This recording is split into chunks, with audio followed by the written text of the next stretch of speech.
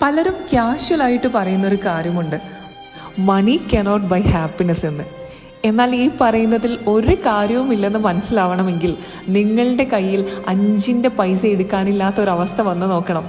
അന്ന് നിങ്ങൾക്ക് മനസ്സിലാവും നിങ്ങളുടെ ഈ പറയുന്ന നാട്ടുകാരോ കൂട്ടുകാരോ കുടുംബക്കാരോ ഈവൻ നിങ്ങളുടെ പാർട്ട്ണറോ പോലും ചിലപ്പോൾ നിങ്ങളെ സപ്പോർട്ട് ചെയ്യാനായിട്ട് ഉണ്ടാവില്ല എന്ന്.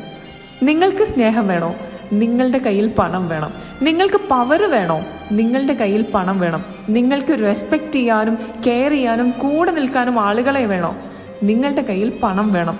പണമില്ലാത്തവനെ പലപ്പോഴും സമൂഹം ഒരു പട്ടിയുടെ വില പോലും കൊടുക്കില്ല എന്ന് നമുക്കറിയാം.